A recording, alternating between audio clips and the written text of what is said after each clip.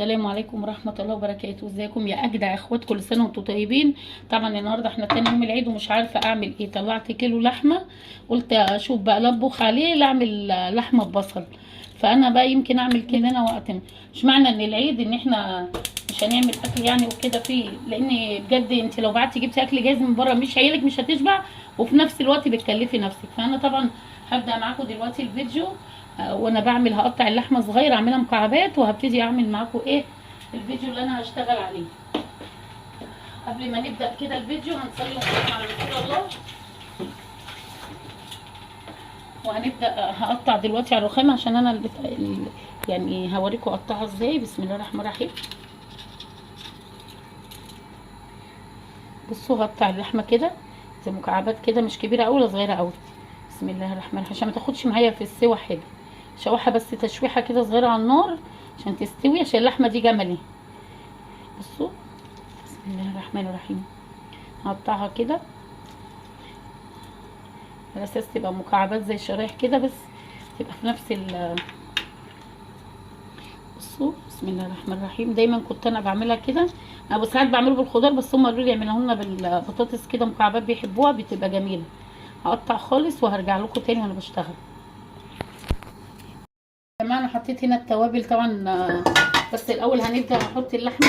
بصوا انا هي اللحمه قطعتها، فطبعا كان عامل لي صنم وحاجات حطيتها احطها في الاول، بتدي طعم اللحمه جميل عشان انا هعملها طاجن.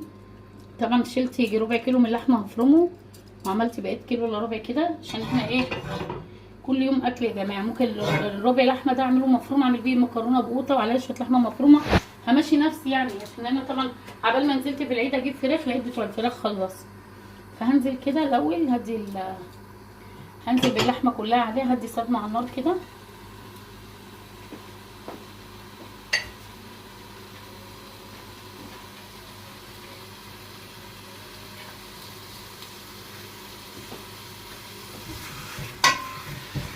بسم الله الرحمن الرحيم.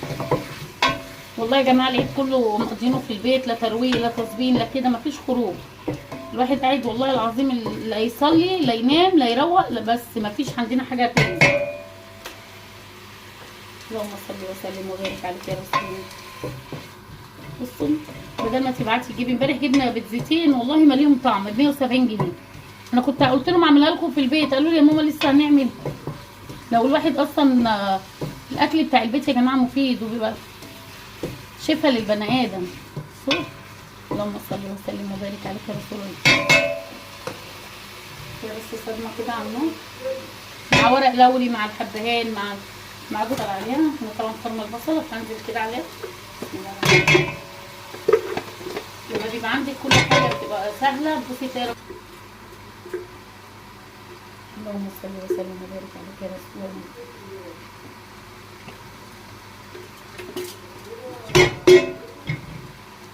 الكبه دي غنياني يا جماعه، بعمل لكم ريفيو عليها بصراحه. غنياني عن اي شيء، وبعصر كمان فيها القوط.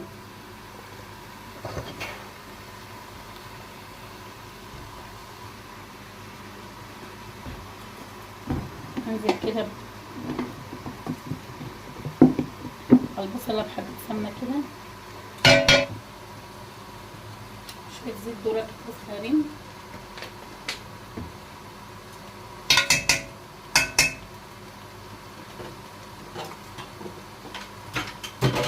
وانت واقفه بقى عندك شويه معين ولا حاجه. بصوا بسم الله الرحمن الرحيم كده. يعني بصوا الاكله مش هتاخد معاكي 5 دقايق. عندي طبعا شويه فلفل رومي وفلفل اخضر، رحت حاطاهم عليها وقطعتهم كبير شويه كده، حطيتهم عليها. طبعا حطيت كده. بصوا هي بتنزل ميتها لوحدها مع البصله كده، مع حته تومه نيه مع الفلفل. بصوا مع نفسها كده نازله بالتوابل.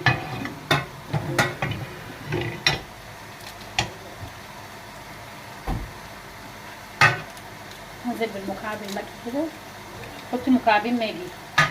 هنزل بس بالتوابل كلها، بهارات اللحمه، اللهم صل على النبي، فلفل اسود، ورق لوري، حبهان، قرفه، توابل لحمه. هنزل بيه كله، فلفل اسود، هنزل كله كده. طعمها تحفه يا جماعه، واقسم بالله جربوها هتدعولي. وبسيطه يعني، اكله بسيطه.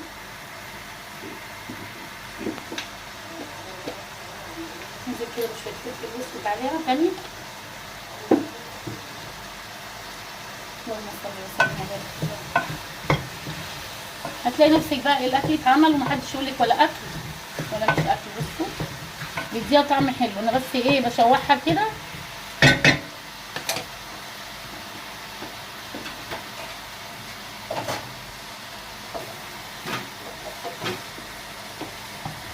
شوحتها كده في قلب بعضها كده. بصوا هنزل بكوبايه ميه. طبعا انا لسه ما حطيتش كده الملح، انا الملح ما بحطوش الا لما اللحمه تستوي. بس انا طبعا في كل اكل بحط حبه سكر كده، سنه الرسول عليه الصلاه والسلام. هو والملح لازم ايه بيبقى بتخلي اللحمه كمان مسكره، بتديها طعم ميزز كده وجميل. اللهم صل وسلم وبارك عليه. كده كده كوبايه ميه. بسم الله الرحمن الرحيم.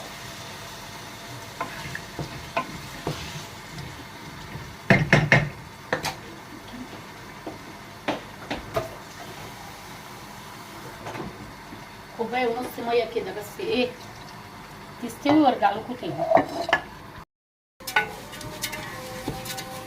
طبعا حطيت الشعريه ومع السمنه والزيت عشان احمرها. قلت اعمل شويه رز بشعريه كده، حطيت نص الشعريه اهو. هما بيحبوا الرز، عملت لهم كيلو رز على نص شعريه. وانا عندي قلقاس كنت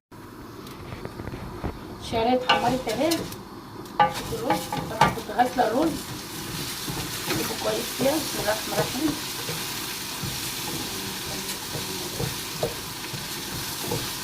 كده هي استوت اهي. بصوا كنت اعملها في طاجن، العيال قالوا لي لا احنا عايزينها كده تبقى ببصله كده وشويه الصوص بتاعتها كده بتبقى في منتهى الجمال. حتى كنت احط جبس الصوص ما حطيتش، وطلع في منتهى الجمال. لقيتها مش محتاجه والله العظيم.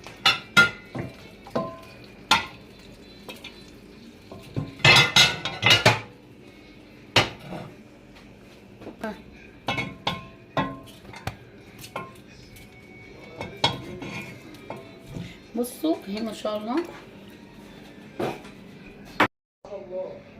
طبعا خلاص اهو الاكل خلص والحمد لله. يعني اكله هنتقضى بيه النهارده في منتهى الجمال، واكله بسيطه خفيفه على المعده. وعايزه اقول لكم قولوا لكم في عونك، رمضان كله كان تعب وشقه واستغفار وعباده طبعا لله عز وجل، وبردك العيد كله شقه. ابراهيم طبعا ما شاء الله الاكل لازم يكون محطوط، وما كانش محطوط تقوم مشاكل.